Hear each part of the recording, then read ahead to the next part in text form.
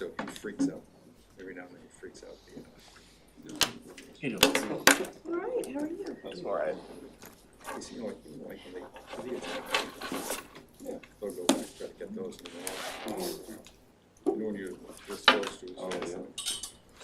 Remy, do we need microphones? We're gonna use the ceiling tile mics. And these ones are His rant. Much simpler.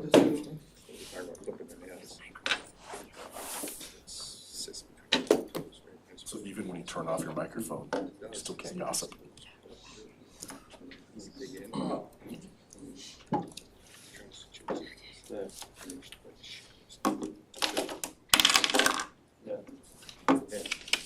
He's never big. Big. I got a little foot in his head. And he's eyeballing me the whole time. Can like get a hold of his neck. I'm like trying to clip his nail. He's like,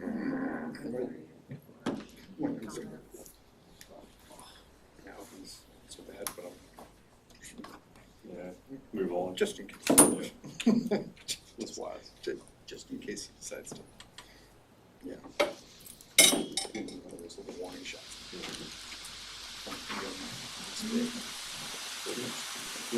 And you're right here. Yeah.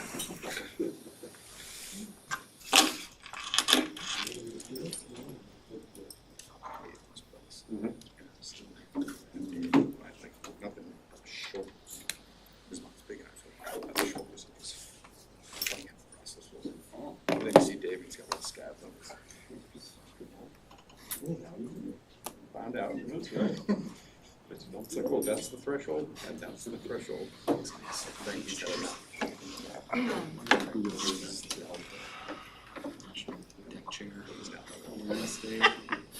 I don't know. Interesting. It's probably an advertisement secretly. Think about Did you get confirmation from? Okay. I'll make be a few minutes late, but everyone else. Do a quick motion. Okay. Like, oop, Straighten All right, give him a few more minutes. The door was propped. That's Yeah. good. Okay. like how they communicate, but when he gets his point across. Chuck is almost blind. Yeah. He knows who started it. I don't know how. He knows who's at fault, because he will pick out that one. I heard the voice from the other. Marching band coming to an end. I didn't hear him say anything. Nobody did anything. But he heard the offender go away. And So he went to this get away interesting. from Frank, and this is pushing on. And then they kind of sit there, neutral corners for a while.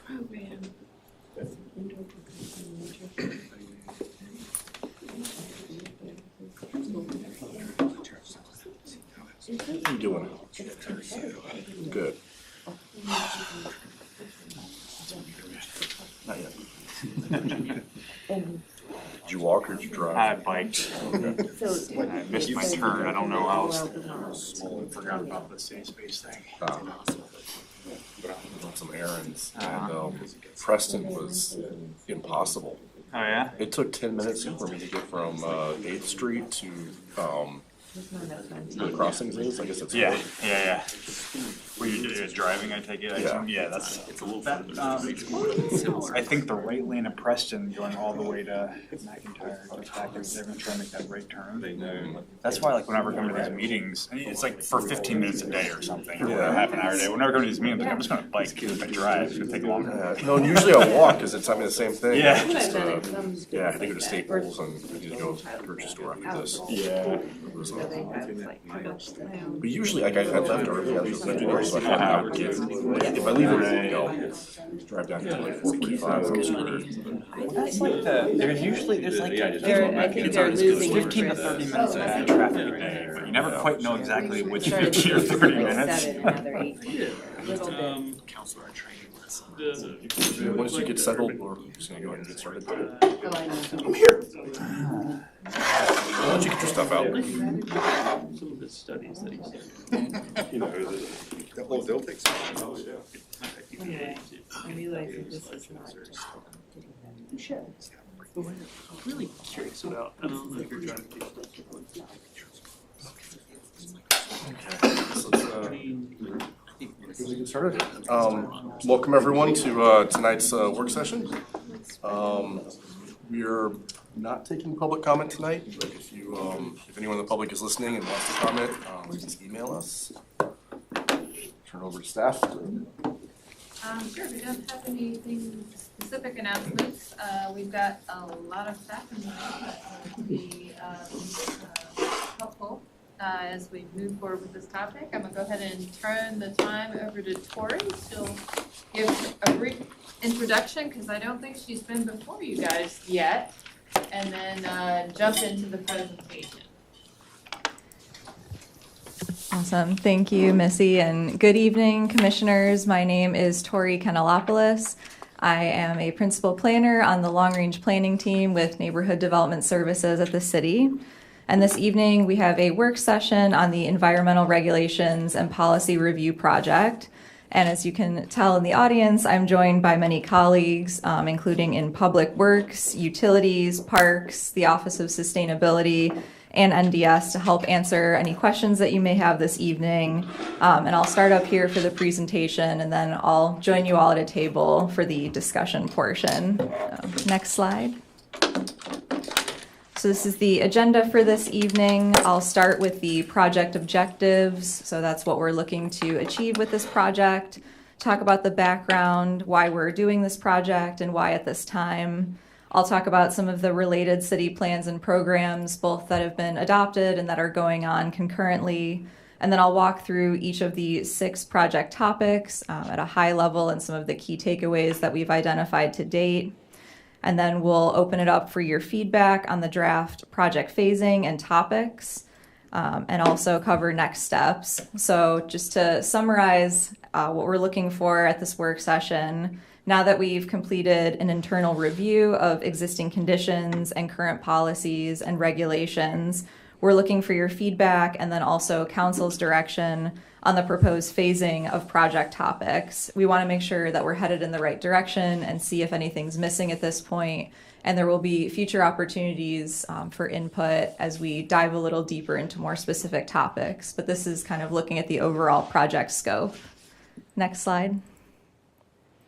So objectives for the project: balancing community and comprehensive plan priorities of housing choice and affordability with also protecting the natural and built environments, increasing community resilience, especially to the risks identified in the community vulnerability assessment, such as flooding and extreme heat, ensuring alignment between regulations and across the different topics, and then making sure prioritization and implementation are done equitably.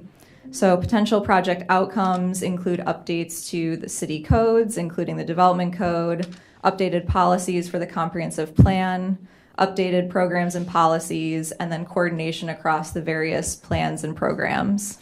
Next slide. So looking at this project, why we're doing it now, it's relevant to both the comprehensive plan and the development code. So comprehensive plan implementation priorities include implementing zoning changes that support housing choice and affordability, protect the natural environment, mitigate the effects of climate change, and increase walkability, implementing the climate action plan, and preserving and enhancing the natural environment. And from a development code standpoint, there have been some challenges with implementation, especially for some of the smaller infill sites that have less room for required infrastructure and for other improvements. There are some other identified challenges and opportunities to take a look at, including mitigating and preparing for the impacts of climate change, planning for infrastructure replacement and upgrades, and then that coordination across the different plans and policies. Next slide. So the top half of this slide may look familiar. This was from the NDS work plan for FY26, which was shared in a presentation in June to council. And since the work plan presentation, NDS has been coordinating across various departments to document existing conditions, policies and regulations, key takeaways, and areas for collaboration across all of the project topics. NDS has met with staff from the Office of Sustainability, Public Works, Utilities, and Parks. And additional departments will be involved at key points, including the City Manager's Office, City Attorney's Office, Communications, and Emergency Management, And we also held an internal project kickoff meeting in August. Next slide. The project scoping that we've been doing has included looking at the adopted and ongoing related plans and programs and incorporating relevant initiatives. So resources from these plans and programs include maps and data, community and development, developer input, and staff technical expertise. We also want to make sure that we're being consistent across all of these. So I won't go into a ton of detail or cover each since they were provided in advance, but I did want to highlight in the Climate Action Plan, actions include code update recommendations and coordinating on land use and transportation. And for the Flood Resilience Plan that was adopted in 2023, we've recently received a Community Flood Preparedness Fund grant to take a look at updating the floodplain management program. And Utilities has been working on stormwater modeling with the Moores Creek watershed complete and Meadow Creek and Ravenna River in progress. Next slide. And again, additional related plans and programs that are going on right now. So we'll share data, recommendations, and knowledge across the different teams as these move forward.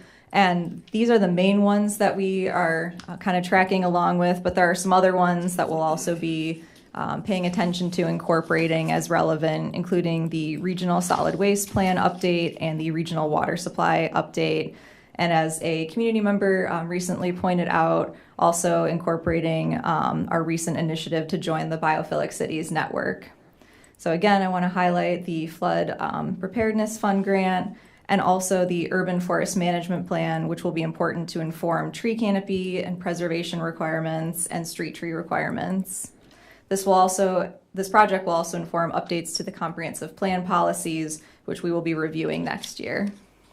Next slide. So I'll now walk through each of the 6 project topics in order of the proposed project phasing. These recommended areas of study were put together based on our review of existing conditions and current regulations with input across departments, comprehensive plan policies and recommendations, state code requirements and constraints, and related city plans and programs as we just reviewed. So I also want to mention that while NDS is leading the coordination for this project, the work that I'm going to walk through and describe is being completed by a variety of staff across many departments. So I want to recognize their work and collaboration and how this effort really spans across many staff. So for stormwater management, we've identified looking at stormwater requirements. One thing that we've heard input on is that for by right infill development, smaller lots that require stormwater management may not be large enough to fit by right housing that's allowed and development lot coverage, but also fit on-site stormwater management. Developers are also able to buy off-site nutrient credits to meet water quality requirements, which benefits larger watersheds, but not necessarily our local waterways. So that may be something we can better incentivize and encourage. We'll also take a look at stormwater management infrastructure needs, including those identified in the Flood Resilience Plan and through community input. Next slide. For floodplain management, we would look at the city's floodplain management program. As mentioned, that will be part of that grant that the city received. And then looking at floodplain development regulations. So the city currently complies with FEMA's minimum requirements for the National Flood Insurance Program and cannot go below those standards without risking compliance. The city can adopt higher standards, which would need to be balanced with other city policies and goals. Changes have to be justified on the grounds of protecting life and property from flood risk and balancing allowed higher density that's allowed by right with protecting the natural and built environment. Next slide.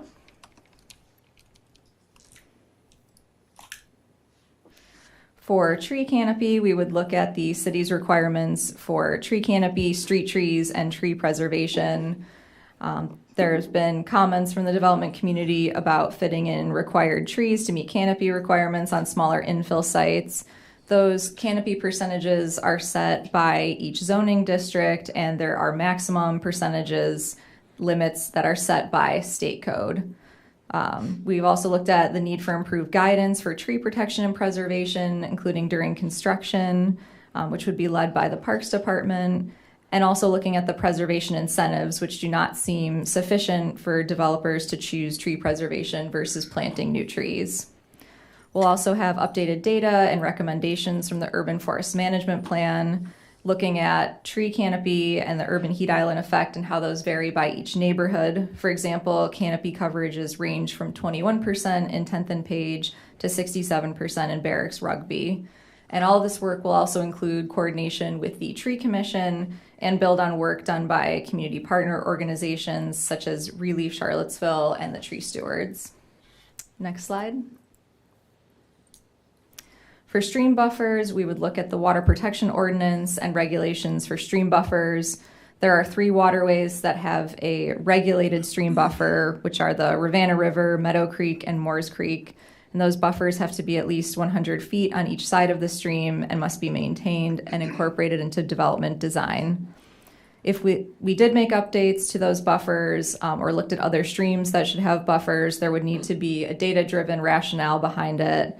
And we'd also need to consider administration, enforcement, and property and development impacts. We can also take a look at incentives and voluntary measures that protect streams, especially as there are many streams on private property and property that may never develop. So that could be a good opportunity to encourage more protection, even if it's not required. Next slide. Critical slopes are defined as 25% grade or greater, an area of 6,000 square feet or more, and within 200 feet of a waterway, as shown on the critical slopes map. So they are generally not allowed to be disturbed, but there is a special exception process for that request. And we've looked at developing more objective and clear criteria for that review process. The comprehensive plan also only has 1 recommendation related to critical slopes, and their value is not clearly defined, so that could be a good opportunity for a comprehensive plan policy update. Next slide. There are quite a few initiatives going on related to energy efficiency, including the Office of Sustainability leading the development of high-performance building standards. There are also a variety of existing tax incentives for certain energy-efficient buildings and solar. Of course, there may be more challenges with changes at the federal level for tax incentives that could slow that uptake. And Virginia localities cannot require energy efficiency requirements for development that are more stringent than the building code, but they can have higher standards for projects that need legislative review and can also offer incentives and model best practices. The city is also working with a consultant on an EV charging plan and anticipated of increased demand for EV charging in the city and regionally. So that's another opportunity for coordination. Next slide. So this is a summary of potential project outcomes, and final outcomes will depend on data and findings, best practices, staff technical expertise, commission input, council direction, and community input where needed.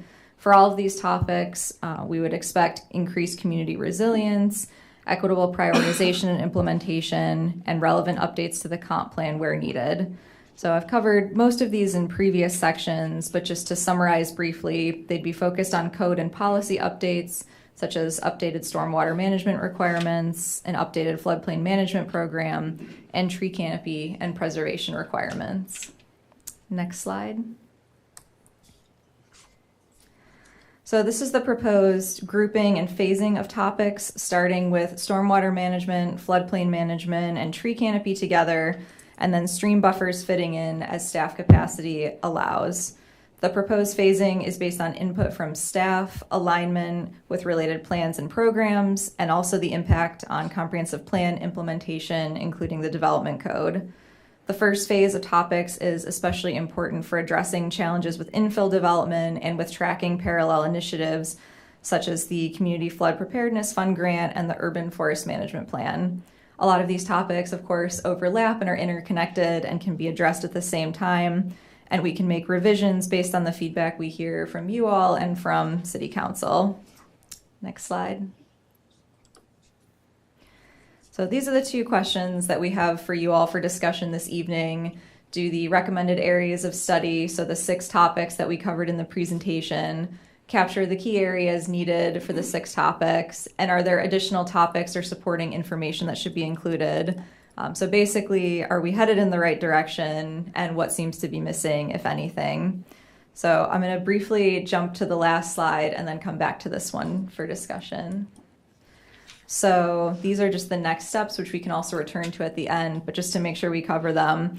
This is anticipated to be about a 2-year project. Certain components will be finished much earlier in the process, and others may be significantly more long-term, depending on the needs and recommendations that come out of this project.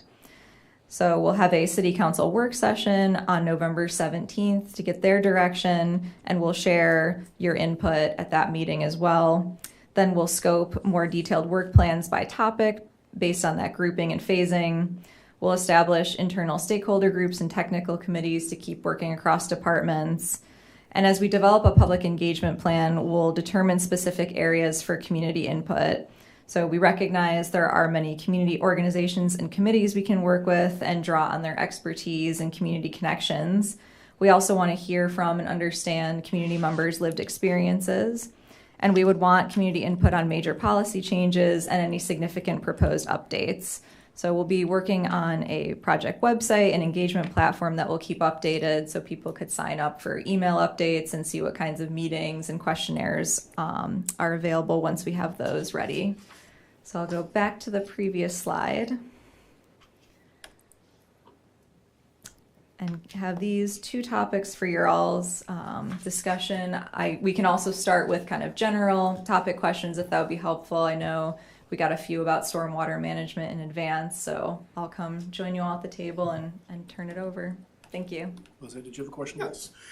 More a statement than a question. I've nagged this group about this for years now. Most recently, I nagged you guys about this at the joint meeting with Albemarle. We put a lot of focus on water that comes from the sky, but we are pretty quiet about droughts, paucity of water. And we're pretty quiet about the fires that happen when we have a paucity of water. I think that there's value in us giving a little more thought to what we do when we don't get any water. I mean, there have been many years since I've been in Charlottesville that we've had water issues. And if you remember last year, there were a lot of local fires as a result of the paucity of water. So I'm wondering if we should give some thought to investment in drought mitigation, things like groundwater recharging systems, that kind of thing. But what I'd like us to do, if we could, is put together a drought management plan, much like they do in California. Every municipality in California has a drought management system. Rosemont has a wonderful drought management plan that you might want to take a look at. I would just ask that we give a little more thought to not a lot of water, but maybe too little water. That sounds like a good answer to question number 2. Do we want to go around, or do people, if anybody just wants to jump in? I don't want to call on someone who might not be ready. I can jump in, Carl. Okay. I was curious, has this topic in the pipeline, are you going to bring it up at LUPAC or any of the kind of the 3-party sort of meetings to, I'm just curious what kind of interface you've had with the UVA folks at Environmental Resources or Sustainability, just to see if there's sort of alignment both with the university and with the county. Sure, we've been doing more internal scoping so far, but we would definitely like to do regional collaboration and engagement as we move forward. And if it's okay, Crystal, to kind of call on you, we've also been working with the Office of Sustainability and kind of coordinating on Resilient Together. Okay. So that could be another good opportunity for regional coordination. Because I would send your slides to my colleagues just to have, I was just thinking about the prioritization and the work plans. It'd be great if there was sort of cohesiveness to, where people are sort of focusing first. There was also a question about other groups that we might want to work with.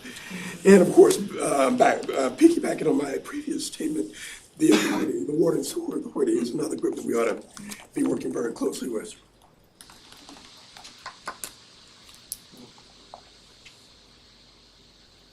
And Jose, I was just add, I think your comment about the paucity of water, it's something too, I will communicate back, because I think the same issue happens at UVA too, where there's a lot of talk about stormwater management, but yeah, I don't think we've had drought management conversations. Yeah, yes.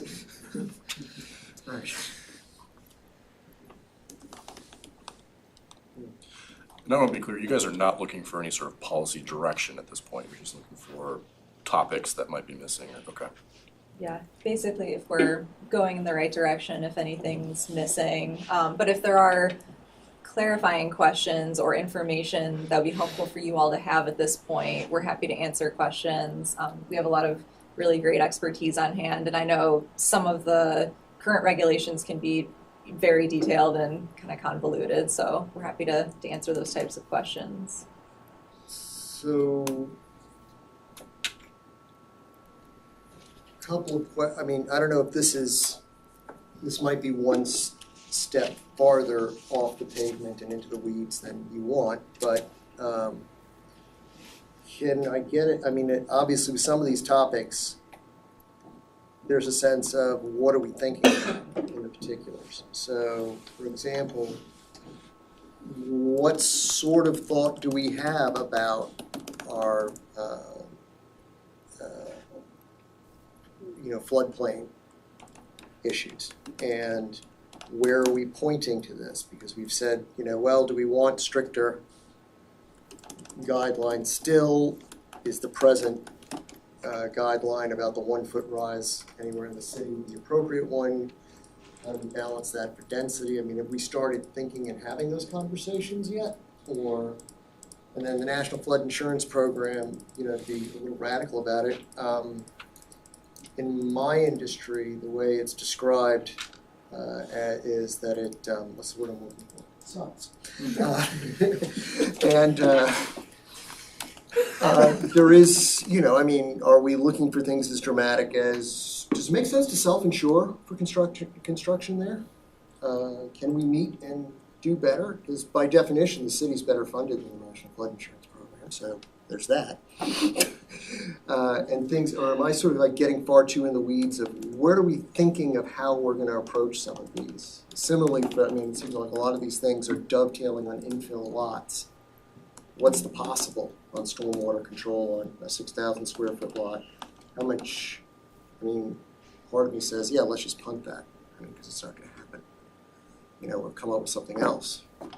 So I guess, is there like a next level of, and this may go back to the scoping of how we're going to integrate these things, what happens in what order, how do we actually start this actual analysis? And I don't know if and there's a question in there, I just don't know what the hell it is. So. I'm happy to respond just to, all the things you just said are the same things that we've said out loud in staff meetings. On the grant-supported floodplain program management, I think our goal is to start with lay of the land, like baseline assessment. What are we doing? What are we not doing? Where are there some gaps? What are some best practices in comparable communities? How is that relevant or not? So I think it's what we don't know about whether we should change things or we shouldn't. And so that's the entry point of that project, is to start saying what are the roles and responsibilities. So we're wallowing in our mutual community ignorance here about how we're going to approach this. Yes, okay. Yeah, right. Like we're being honest. We're Right. saying maybe we have a best of class program, and maybe not. If we don't, where are the gaps, and what are some strategies to fill those, and what are some policy options for the city to consider? I think it's fair to say that floodplains, as defined by the floodplain maps, are only one universe of flooding. And so I think there's also the opportunity to talk about floodplains and stormwater management as cousins. And that's where a lot of the coordination on these different topics and lumping them together by some themes is going to be hopefully efficient. Gotcha. And then sort of at a 90-degree angle to that,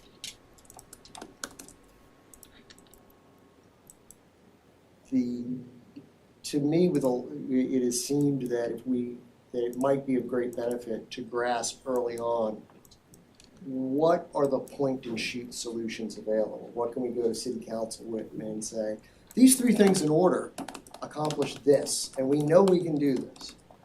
As opposed to, all right, everybody, get your knee pads out. We're going to go crawl down to Richmond and, beg for the authority or a change in statute and sort of implement. So I guess, are we looking for fastest implementation first, or are we just still really at the broadest of the broad? I think we're still trying to tease apart, are the best opportunities programmatic or are they policy? And I think we haven't yet finalized a scope of work. And so I think this conversation now is really helpful, and I would offer and invite, if somebody says floodplains, what are the questions that come to mind? Because now is the time to throw those all in the hopper, not when we come with here's what we think we should do. Yeah, okay, so floodplains. Should we be looking at the idea of it's 7% of the city's land, how much of it is otherwise developable or buildable, and what do we have to do in terms of guarding the floodplain for what it is and what it's used for, and what utility we can get out of the dirt that's on it? Because, we're talking about, if everything's density related, we wanted to ask that question, right? So, and then the second thing is, what do we, can we go our own way if we elect to opt out of the National Flood Insurance Program? Can we elect to go our own way if we opt out the National Flood Insurance Program? Which I'm not saying, I say it very casually, but there are methods of doing it. As far as I can tell, no locality has done it right. So,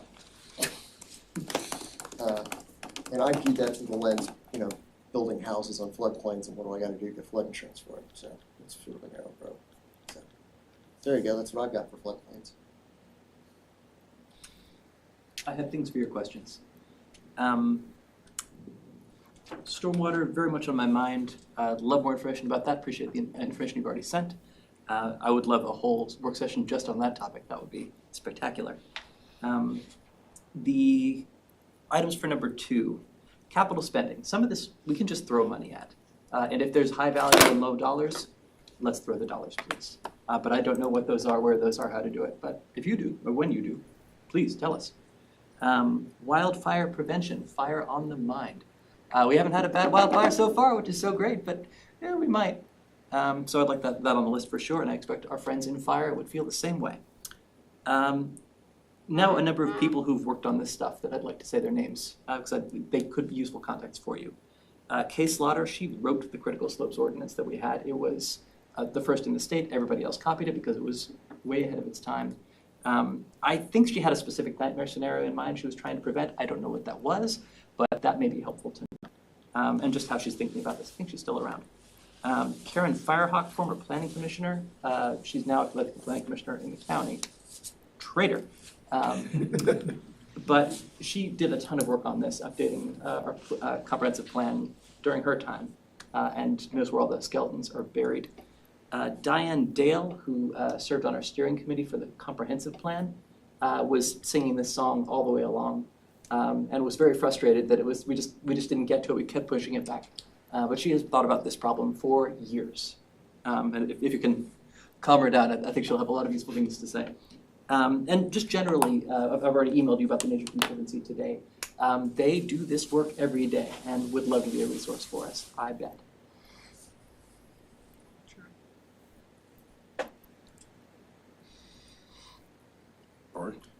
Yep, I guess I have a couple things. First off, welcome. Welcome to the dark side.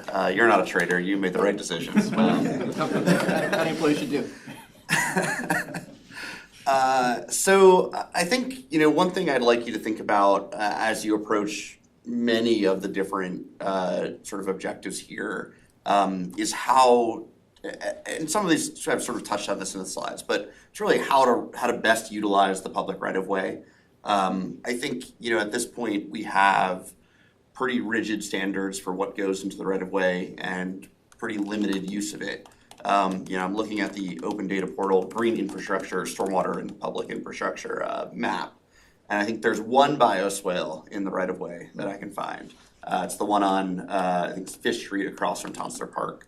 That one was built a little over 10 years ago, I guess, but isn't super well maintained. I'm not sure that there is a process to maintain it. You know, I don't know if we just sort of dumped it on parks and said, hey, mow the grass, or if there was ever really any effort to, you know, keep, you know, inundation tolerant plants in there that would filter the water. When you have one swale, it's probably hard to have a process to do that. But ideally, you know, we could have many swales.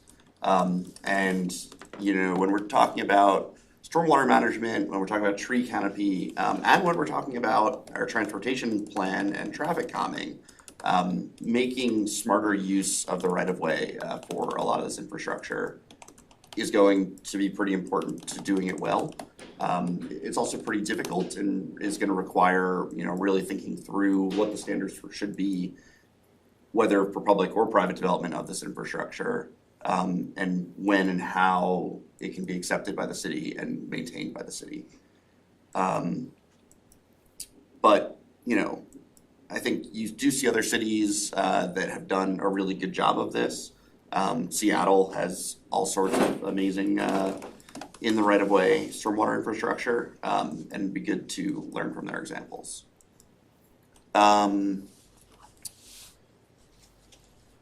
Additional topics. So, you know, some of this has sort of touched on climate change. Certainly adapting to climate change is important here. But my hope is that it will also be central to sort of every piece of this as you think through it.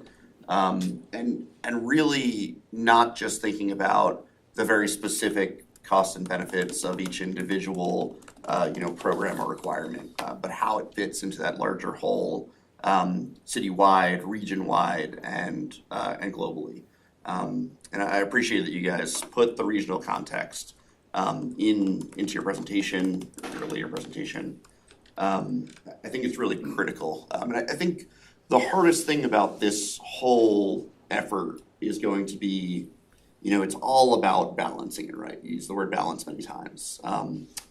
You're going to get a lot of pressure from the public and maybe, you know, even some appointed or elected officials, where, you know, it's very easy to focus on one thing and like take one side and like go all the way to that side of a spectrum. But it is a spectrum, and we need to be landing somewhere in the middle, somewhere that takes all of those costs and benefits and trade-offs into account and lands somewhere that sort of adequately addresses all of them. I don't envy you in trying to thread that needle, but you know, I hope you'll keep sight of that. It's a tricky needle to thread, but we have to be balancing in every part of this process. Yeah, to add to that, and I'm thinking of sort of, particularly this sort of came up and, you know, clicked several times in reading through this on infill development. All right, we've got to coordinate this infill development with the possibility of where we're using stormwater. How do we fund the off-site credits for some people? I mean, maybe there's a way that the city can provide some assistance in upfronting some of that cost to be taken out on the sale on the back end, because these smaller infills, they're smaller operations doing them, but at the same time, we're looking at the development code and we're looking at the building code that we don't have any power over despite Lyle's best efforts. And for all of those things to come together in a sensible way, you know, I mean, we can't simultaneously be pinging people for stormwater fees and then saying, but your build to's got to be X, so let's get those stormwater fees in of impervious area. So I think that threading that needle is going to be pretty tricky, and that's really, you know, coming from every possible direction on that. So I don't envy you for that either. I have a couple comments, I suppose. I think on question one area that is closely related to many of these topics is resilience. And I wonder if there'd be a way to incorporate thinking about resilience, both in terms of our infrastructure, how does it respond to different kinds of environmental disasters or effects of climate change? So infrastructure, property, and people. I think there's like some interesting research on like one of the predictive factors of making it through a natural disaster well is your community. And so I think we all know that the way our neighborhoods are built can impact how many friends you have that are your neighbors, and then how many of your neighbors impacts how well you do in a disaster. So maybe there are things we can take back to the zoning code from a look at resilience. Other measures of, this is something I think about. I think the main disaster, I don't know if you call it a disaster, but like I think about is power outages in the wintertime. Like what happens if the power goes out, and in my mind I sort of like, well, I can walk to that store, I can get some groceries there, and so do people have access to things they need in certain situations?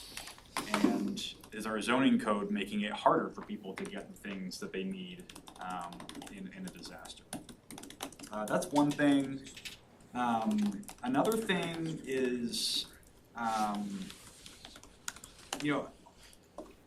everything, especially the environmental issues, are not limited to borders. So there's a lot of regional stuff at play.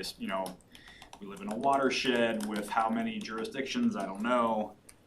So I would just suggest, as you're cataloging things, doing existing condition studies, if it is reasonable to take inventory on a regional level, I would encourage you to do it. So for example, thinking about tree canopy issues, I think we often talk about this a lot. There's kind of a balance between we want infill in the city, we want to preserve our tree canopy. If infill in the city turns into greenfield development in the county, likely the tree canopy hit is much greater than if you have to clear a site in the city. So what does that look like? You could probably use, there's like ground cover data, I forget what it's called, that it doesn't come in like the boundary of the city, but comes in more of a grid. So that's just an idea of just like looking at general trends with population growth, tree canopies. I want to echo Rory's comment about the public right-of-way. Also thinking about trees and thinking about like the biophilic cities thing. Where you put stuff matters. A backyard tree is good and benefits everyone, but like a sidewalk tree probably really benefits a lot of people who walk there. And so how do we get more stuff close to where people are and will benefit from those things?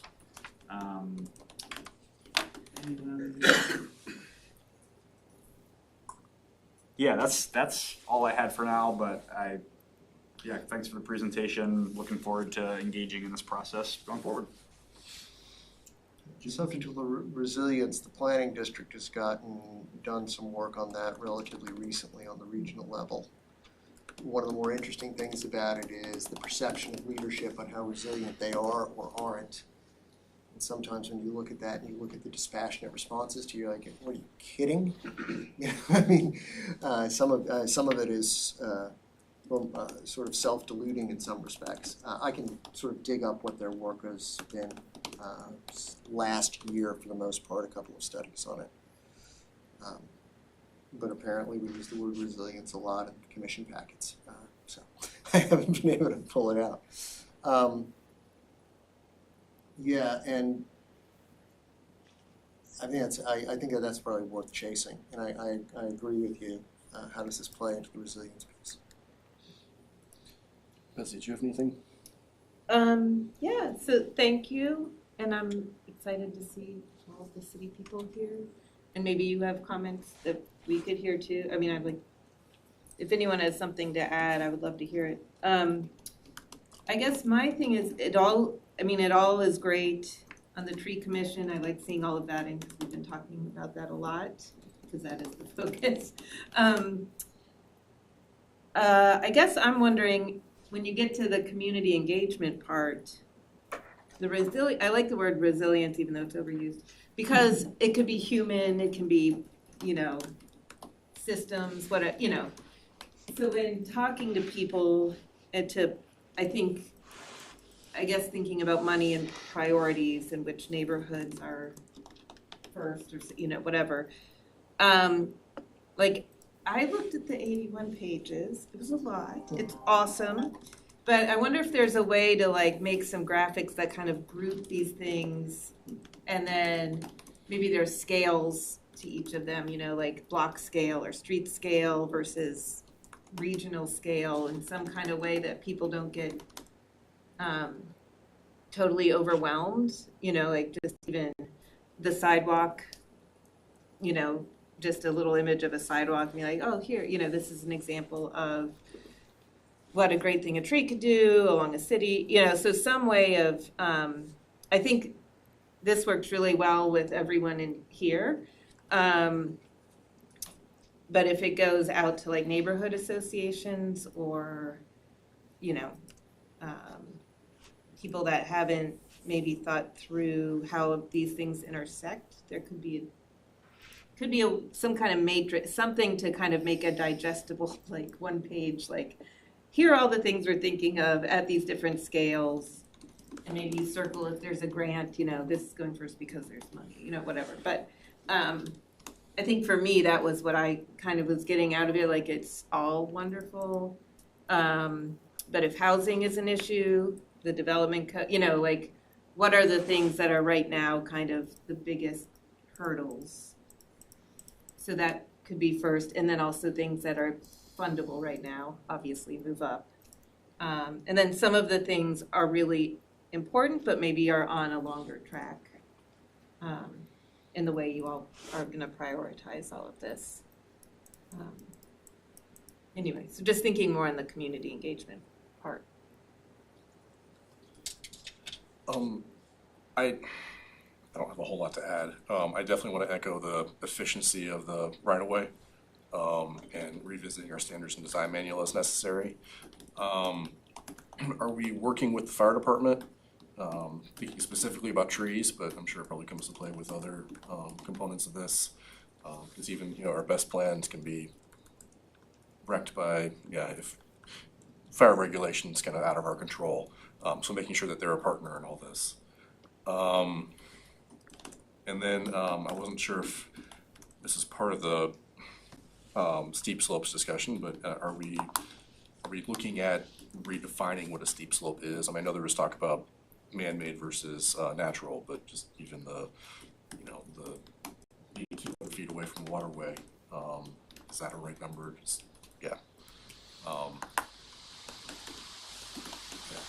I don't have a whole lot to add, but as Betsy said, if you guys have questions for us, this is been a short work session. If there's more that you can squeeze out of us, please do. Or even introduce, I know some of you, but not all of you, and where you work. Yeah, I think that could be helpful to go around and do introductions, departments and kind of relevant programs and projects you all are leading. And then maybe if there's anything that's come up that anyone wants to kind of clarify or any questions that you all have that would be helpful to get feedback on, that would be great. Do you want to start? Okay. Hello, everyone. I'm Dan O'Connell, NDS planner, and I'm also the city's acting floodplain manager.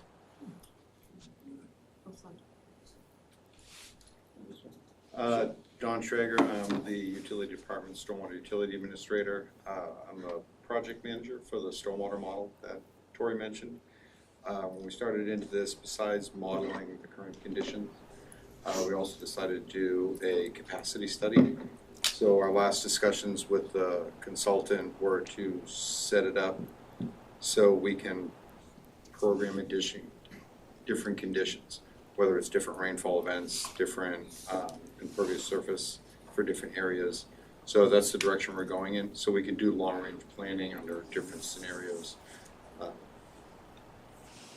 We're getting there, but we still got probably a couple months to go before it's finished. I'm Jason McAwee. Good evening. I'm the Deputy Director for Utilities here at the city. Matt Alfley, the Development Planning Manager. Ose Akinlilton, I currently serve as the long-range planning manager. I think I can speak to a couple things. So Tori has already mentioned the 5-year comp plan review. And so this work will inform that. And there are a number of projects going on within the city outside of what she has already shared that will also influence that. And of course, the 10th and Page and Rose Hill plan. This is more so aligning with the comments from Commissioner, Roder. Yoder. Sorry, I didn't want to mispronounce your name. Engagement is our bread and butter, if I can say it like that. It's immensely important to planning overall. Leaning into or highlighting the work that sustainability has done with the Resilient Together plan and communicating resilience, sustainability to them. We know there is still a disconnect, and we are trying to bridge that gap now that we are here as long-range planners, and being really intentional about that and the action behind it. And I'll stop there and pass it over to Crystal. Thank you, Jose. I'm Crystal Rittervold. I'm the director of our Office of Sustainability. I think we have had involvement historically or currently in a number of the items that were presented, that Tori presented. As an Office of Sustainability now, I think one of the things we're seeing is a growing acknowledgement that this is all interdisciplinary work, and that if we don't do that intentionally, we're not going to get it right. And if we don't communicate about it intentionally, it doesn't matter what we land on if the community hasn't been part of informing it or understanding why the choices are being or the decisions are being made. So yeah, I would like to think that our team is a resource to the various efforts that are underway. And really talking about this Resilient Together effort, a number of you were part of the presentation to the Joint City-County Planning Commission, but it's about creating a strong, safe, and healthy community in the face of a changing climate, right? And so whether that's infrastructure pressures or paucity of water or increased wildfires or smoke, like you're right, we can't not look at all of this through that lens. And so I think the time is really kind of unique to wrap our arms around it. And it's not going to be easy. Good evening. My name is Stephen Gaines. I'm the urban forester with Charlottesville Parks and Recreation. Obviously, spend a lot of time thinking about tree preservation and tree canopy. Work very closely with the Tree Commission. Have a lot of ideas. Happy to discuss any of them with any of you that are interested. And Brennan Duncan, I'm the city engineer. I think this is actually my first time before you in that role. I've been in it about 1.25 years now, so most of you have seen me as the traffic engineer for somewhere around 8 years before that. So I do actually have within engineering, we kind of manage, the development side review for the stormwater regulations. And I did want to kind of speak to, several of you have kind of had questions both online and then even just saying like, hey, we could do a whole session on stormwater. So I wanted to talk to kind of some of the information and possible misinformation that might be out there. First of all, like with our new development code, I think a lot of the effort in the development code was to take out barriers to development. And people thought, okay, all the barriers are gone, or a lot of the barriers are gone. Now I can build, to the full extent of this property. There are still, we took away parking requirements. That doesn't mean there's not going to be any parking on stuff. It just means we're not requiring it. There's a lot of stuff, like you still have certain aspects that you have to fit on these sites. Stormwater is one of them. Utilities is one of them. Trees is one of them. Open space requirements. So there's a lot of requirements that are still on these sites, and people see that as like, oh, well, those are restrictions. Well, we have to have water and sewer to sites. You have to provide room for that. The city acts as the state's, enforcement administration of the statewide stormwater program. So that is something we can't just get rid of. It's, you know, we are more strict than the state, but a lot of that was because those state regulations were written for counties, for large tracts of land out in the county. You know, when we wrote our previous version, we updated it, but the previous version was done with the 6,000 square foot because so many sites were going unregulated. So, you know, we're open, and, you know, we agree with our new zoning code, trying to shoehorn the state regulations into these smaller infill sublots and that kind of stuff. It's not a perfect fit. We recognize that. We're willing to look at it, but it doesn't mean they're going to go away. We really, to Rory's point, we really have to look for those opportunities to rebalance, for a better word. You know, there may be opportunities right now, you know, single family, detached, doesn't have to do anything. You know, we may be able to require them to do something that would help offset releasing some standards on other projects. So that's the kind of stuff that we're looking to, you know, address with this. I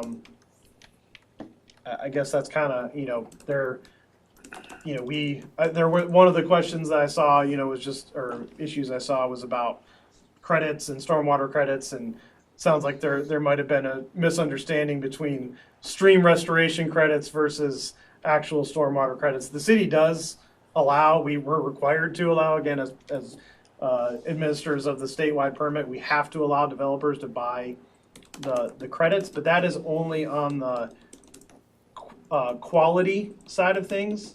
They're still required to do quantity, and really, when we're talking about mitigating price, that's where the cost is at, is because they have to detain that water on site so that they're not flooding their downstream neighbors.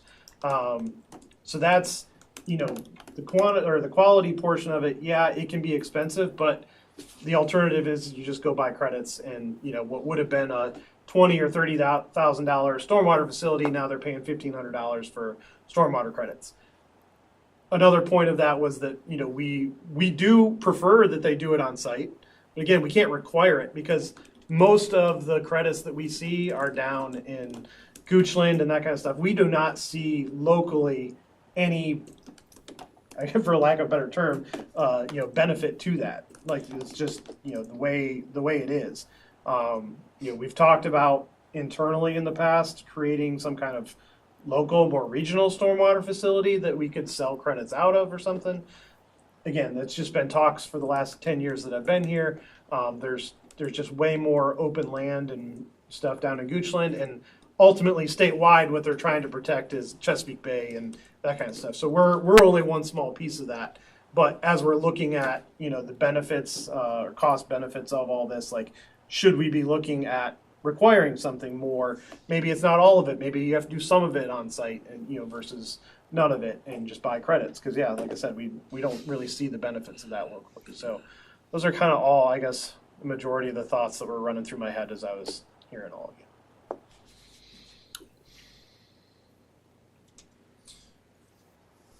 Say something.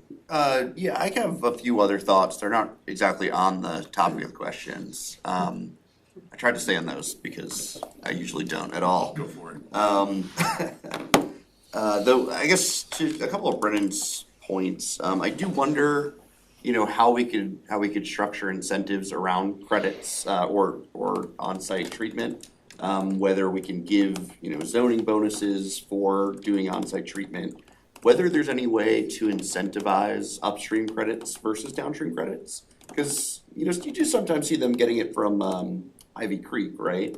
Which would at least feed into their Ivana, which sort of helps us. It doesn't help with their, you know, your random unnamed waterway creek in your neighborhood, but it helps with their general local water quality.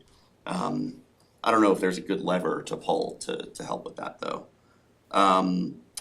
Some thoughts on utilities capacity and a capacity study. I think it would be really helpful to everyone, to the city, to developers, to the public, for the results of that to be made public, to know where there's maybe spare capacity, where and potentially maybe we could tailor regulations to be a bit looser in places where we have lots of excess capacity, and a bit tighter in places where we're running out of capacity. And then, of course, obviously to focus infrastructure upgrades on the places where we need it most. I'd love to see that made public. The other thing I would ask utilities, I'd love to see it public. I know you guys probably aren't going to do it. The locations of underground utilities. I know there's a map and people can request little snippets of the map, but we don't post it all publicly because of 9/11 or something. When we talk about trees in the right of way especially, I feel like the thing that we hear all the time is, well, we can't do that because there's underground utilities there. But I've seen a couple of these little snippet maps, and there are some places, some corners where you could do a little bump out with a tree. There aren't, the utilities are clustered to the other side of the street or whatever. It'd be great to try to identify potential locations for trees, for depaving, for bioswales across the city more systematically. The only way I would think you could do that would be with the map. And maybe we just do that internally within the city, so you don't have to give it to the public. Maybe just give me the map. But I do wonder how real the security concerns that initially make it private are in 2025. I think that's all I had on specific topics. I did have one more thought on the phasing, the groups of phasing, maybe two more thoughts. So it seems to me that stream buffers and critical slopes, they're in separate phases here, but they really feel to me like one thing, right? They're all about protecting the waterways. The critical slopes are defined as being near the waterways.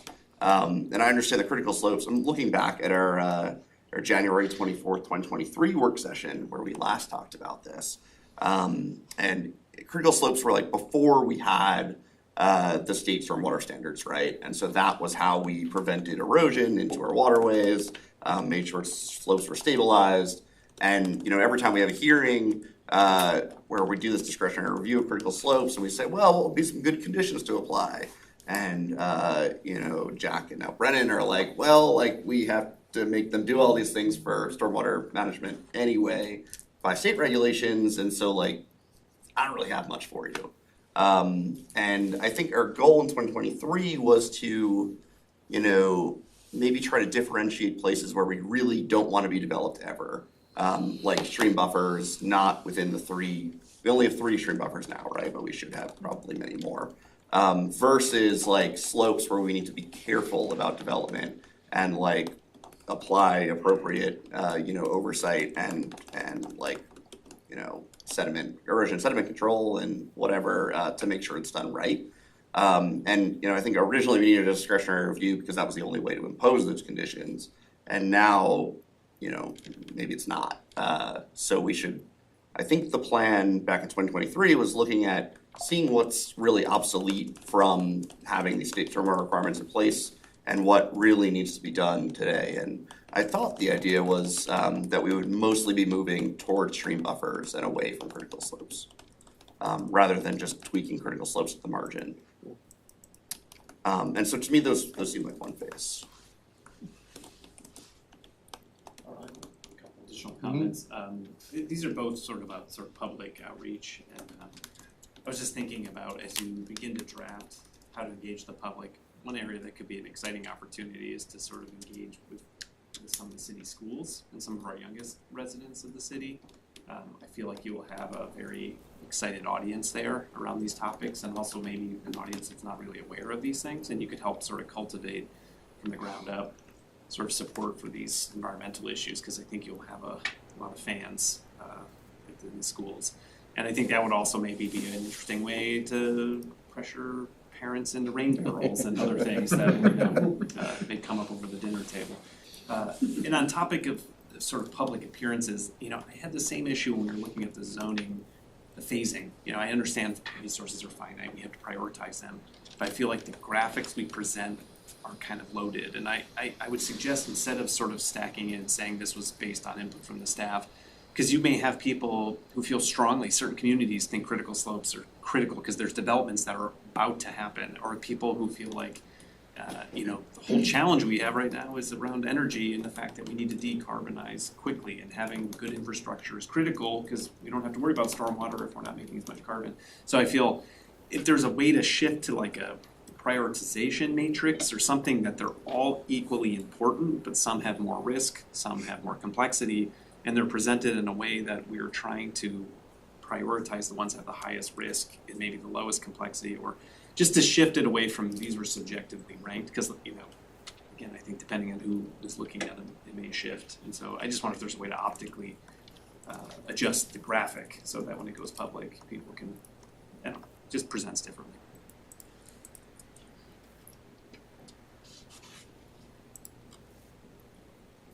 I have some slightly more developed thoughts on a topic I think I can now share. An issue, I think this relates to Michael's point, that may be helpful to understand is feasibility. Some areas we're just not going to see infill development in 100 years. Some we'll see it in like 2 years. So prioritizing those more feasible locations for review, I think, will be very helpful and may get at sort of neighborhood and specific concerns. And also just high land cost where we are putting substantial public resources, services, and maybe we want some revenue and some housing back. There are areas where we do want development.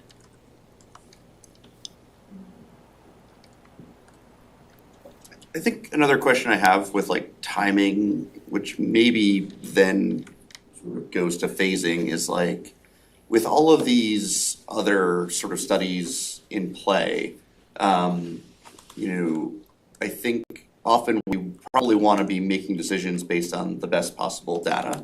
And that might mean having to wait for the study to complete before we make decisions based on it, right?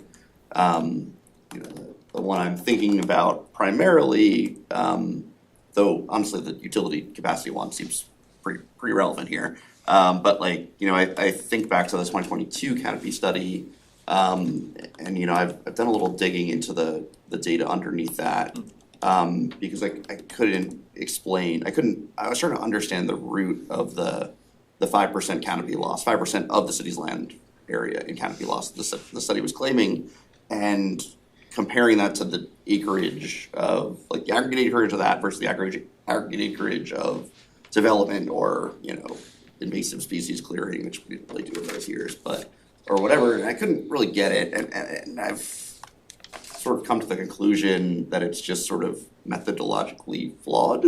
And I know we're doing a new study with a different vendor that is hopefully pretty close to completion, and hopefully will be a lot better. And so I don't know what the timing on when we expect results of that is going to be.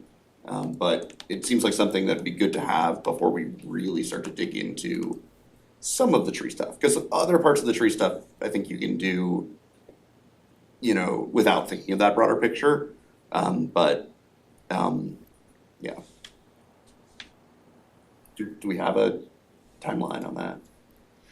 Well, things were delayed significantly with the grant thing, business. yeah. Yes, and that's really just getting back on track. But I would say we will start making more headway quickly at this point. The reports that we were trying to generate have been generated. There's going to be probably significant surveying, just to see public opinion about what's important, and then kind of recompiling some of the information. But yeah, but I think your gut is right that there may have been some differences between the methodology in the different canopy assessment years. And so one of the things we tasked the consultant with was to do an apples to apples. And so hopefully we'll have something that intervention, which might have been part of one of the data sets, and it will give us, it doesn't mean that we're trending upward, but it may not be as precipitous as that last snapshot was telling us. Okay. Great. Thanks. Any last thoughts? I have one. Probably on my same wavelength I was thinking of. But I think, and this goes more to the development side of these small lots and infill, because that seems to be where there's pushback right now.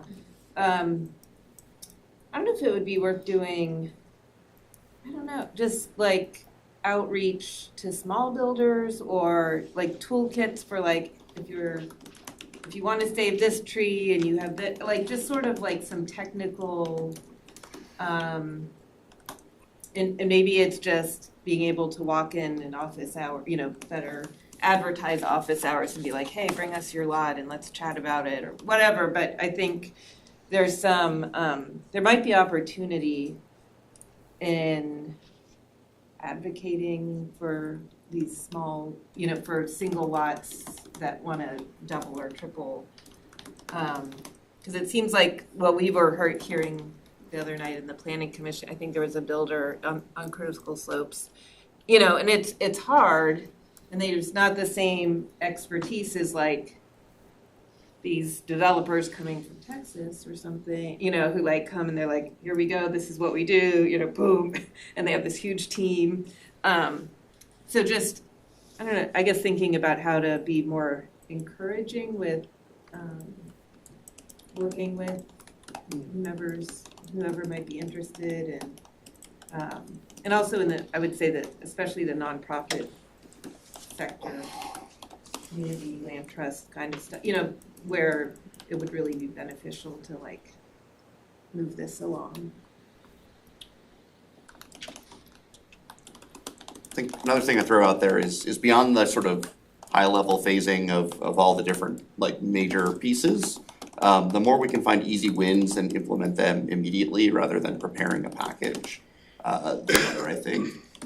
One that comes to mind, I was looking back at that work session where we reviewed the development review manual, because I remembered we had that whole discussion about when stormwater management requirements apply, and trying to figure out when they apply. But I think the manual originally set the line between minor and major at, I think it was 6 units originally.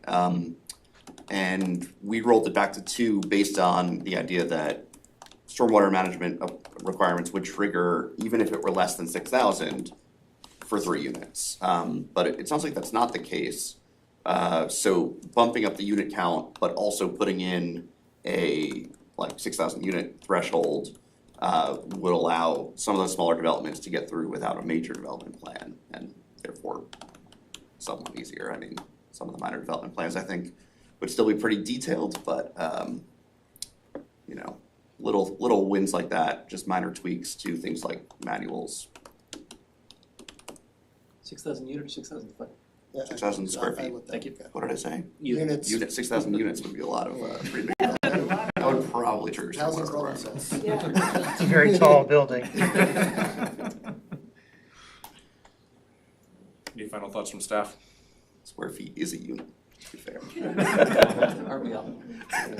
It's been very helpful feedback. I think maybe one question that I would add in for you all to consider now, if you have some thoughts, is just generally how you'd like to be kept updated, and also thinking about previous work sessions you've all had on really technical topics, what's worked well that we can kind of keep in mind from like a timing or a format standpoint, how we share information, is it helpful to show up with kind of a longer presentation that really dives into these topics, or is it better to have, plenty of time for discussion? Excellent question. So I've got a thought about the last question. I think detailed documentation can, walk us through what drove you to the conclusions you wrote or you got to would be helpful, and then a short presentation, and we'll just read that before we meet, and we can just speak to that when we review the presentation. Yeah, I was going to say the same. Make planning commissioners do the reading. Don't just assume that they're not, and that you have to go through everything on the slides. So they do read their agendas, right, everybody? I appreciate that you guys did that with this one, with the sort of longer detailed one. I will say I did not fully realize that was what was happening. I wasn't sure if we were going to go back in the presentation. So, saying, here's some background information, go read this on your own, here's what we're going to go through, I think is helpful. I think, having those discussion topic slides like that is helpful for prompting things. I think maybe having, for a particularly complicated topic, having a few points during the presentation where we stop and chat. And then the tricky part is we're all going to go off topic at the very first one and start talking generally. So don't let us do that, but then have a general time at the end so that everyone can get their general comments out. But I won't be here, so I was about to say. It'll be derailed probably way less than it has been. Just comment back there.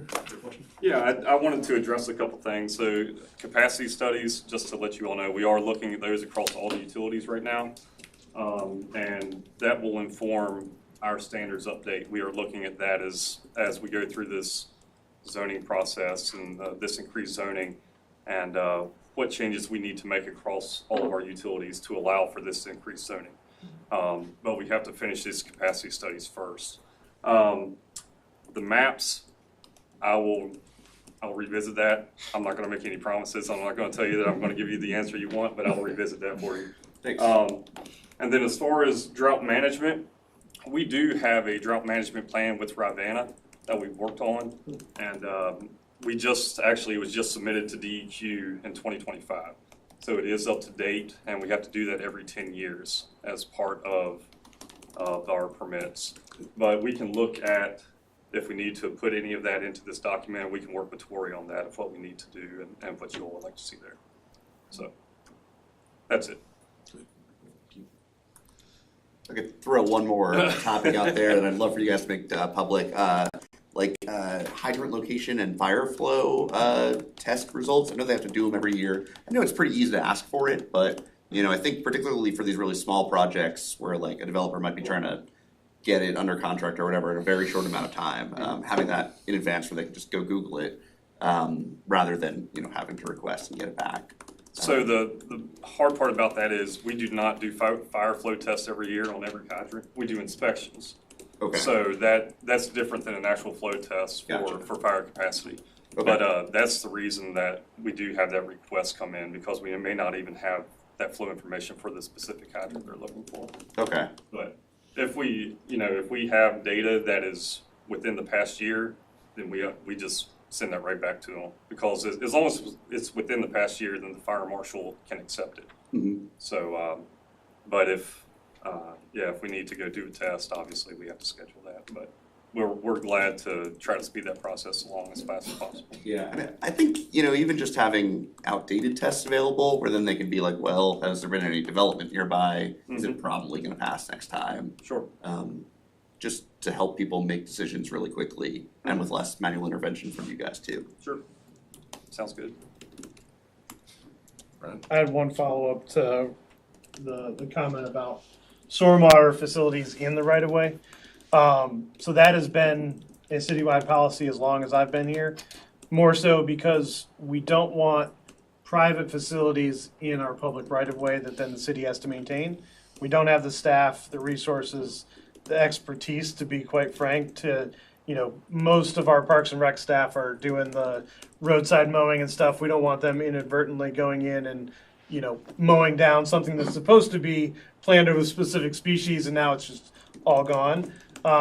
So that's kind of the main reason for that. We have done some city projects where we've done, some kind of but even us recently have reverted to going the route of just buying credits because we don't have the space to do it, and project costs and whatnot. Like we're working on a VDOT project. It's a lot of money to go buy eminent domain somebody's property in order to put a stormwater facility on there rather than just buying the credits. So it's something that I'm willing to look at, but there's that's kind of a thread that if you pull on, there's a lot more behind it as far as how much staff and stuff we would need to do in order to, facilitate allowing that in the right of way.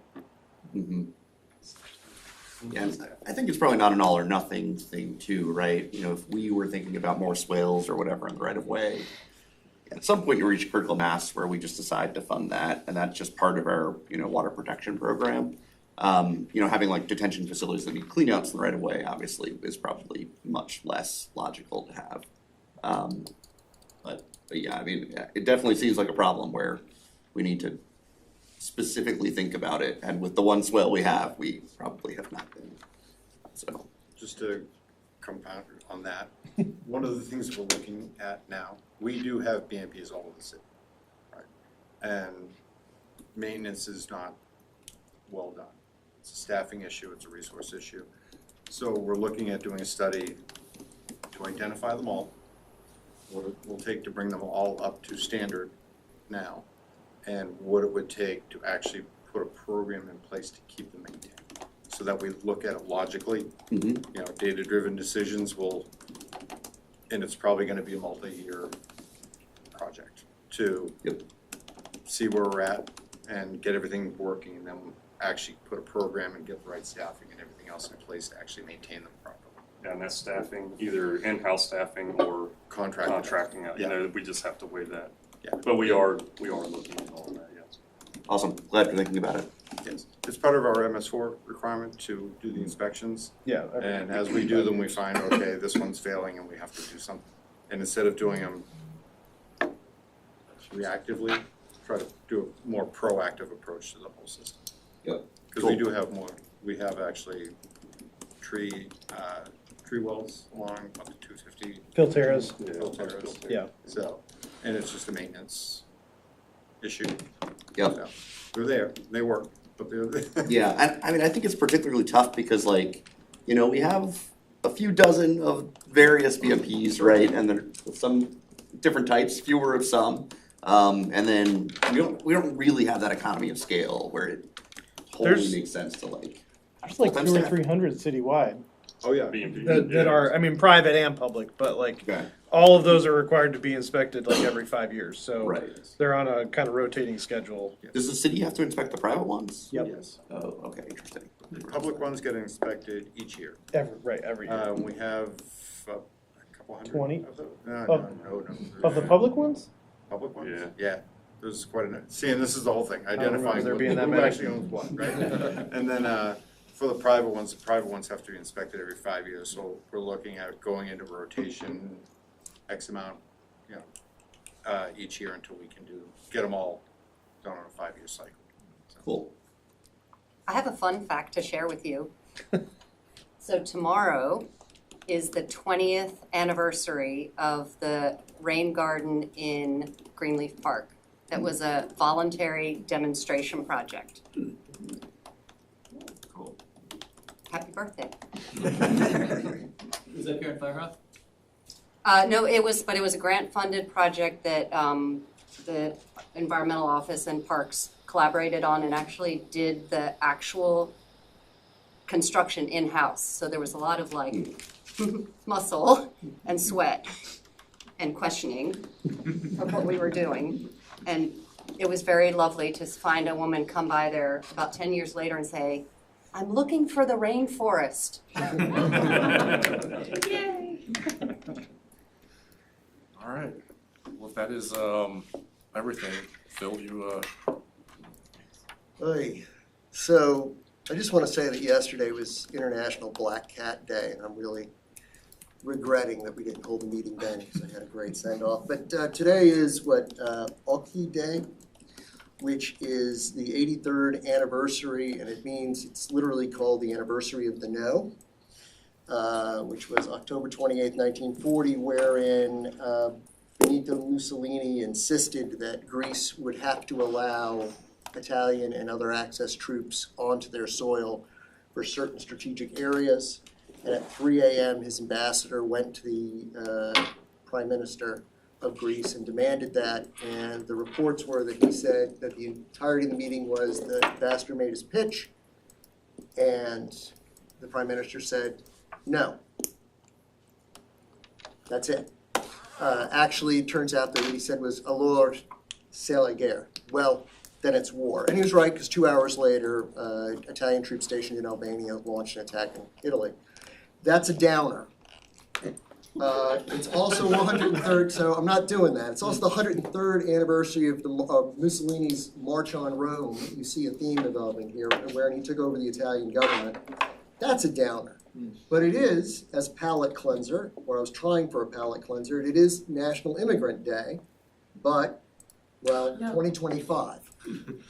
So finally, for a Well, real you're gonna palate lose cleanser. Someone else is gonna do It is these. National Chocolate Day. It is in fact National Chocolate Day, and I move that we adjourn and comfort ourselves and cleanse our palates that way. Second. Thank you. That was one of your worst ones.